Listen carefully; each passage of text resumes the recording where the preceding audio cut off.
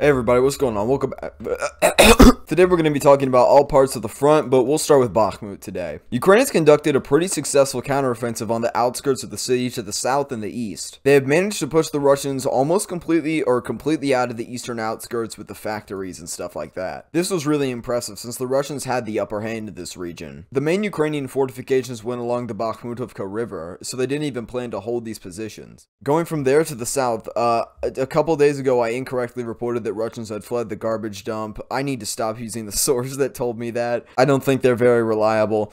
But Russia did advance a little bit outwards from the garbage dump, but they have been pushed back to those positions. Now, something that's interesting, Ukraine has also conducted some sort of limited offensive into the north of Ivanhrad. Russia had a pretty tight control of this settlement, so it's interesting to see that Ukraine was able to push through. Ukrainian troops have also managed to push them back really far in Opitne. This mostly comes from the weakness of the Wagner forces after trying to assault the city many times, and they were only properly reinforced today, which allowed Ukraine to gain some ground back. Overall, this was a really successful counterattack, and it shows that Russia's momentum isn't absolute in this. Russia will likely move back into the areas that were counterattacked in the next week or so, but it shows that they don't have the upper hand yet, and the momentum is still moving. Heading north from there, there are still yet to be any developments around yakovlivka, which probably means that sorry if you hear my dog, which probably means that the Ukrainian defense has been holding pretty well in the north of the region. Alright, now going north from there, we have some more stuff to talk about. It mostly involves the North Luhansk Oblast and a big shift in the front lines. After the Ukrainians took over Yahidne yesterday, they were able to push up to the Kobilka River. Russian sources a couple days ago reported that they did an assault in the direction of Sofivka, and this is what it was. Now that they're in control of the fields in between Volodymyrivka and Novotarasivka,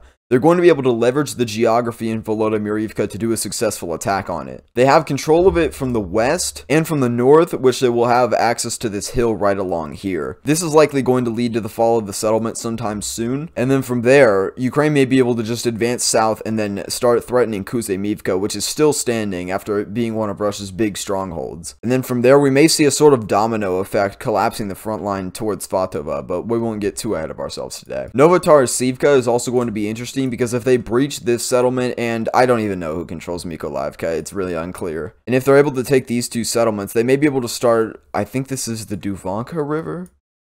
I'm the GOAT! They'll be able to start threatening the settlements along the Duvanka River and potentially start attacking Sofivka and the stuff below that. And then from there, I'm not going to go too much more ahead. We're going to have to see what happens, but right now, it's looking promising in this region. Ukraine spent a really long time grinding down the Kislivka group, and finally, it's paying off. Now, heading south from there, Russia has attempted to do some sort of counterattack south of Kreminna. These have most likely been unsuccessful so far, but we're going to have to see what happens.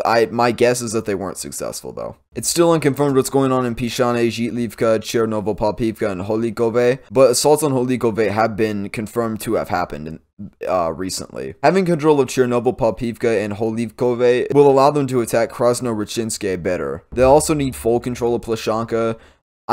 No one really knows where Plashanka is. It's a gray zone too. And then from there, they're really going to start to be able to threaten the Svatove line. Overall, Ukraine has spent a lot of time dismantling Russian fortifications, and now they're finally starting to pay off in this region. And that's all I got for you guys today. See you later. I hope you guys are enjoying the little bit of rebranding I did. I got rid of the hashtag in my name and got a new profile picture to make its stuff seem a little bit more personal. Like the old one I was using was just like the third Google result for a Ukrainian flag. Thank you to my channel members Gene Helfrich, Stieg Grun, Butler-esque, David Appel, Delo Mathatas, Phil Martin, Robert Jenkins, Richard Quadri, Evan Shin, Rye Jones, Mr. Walkman, Ashley C137, Joel Raindow, Mike Q, Joe Sauer, PG, and JG Bashlow. See you guys later.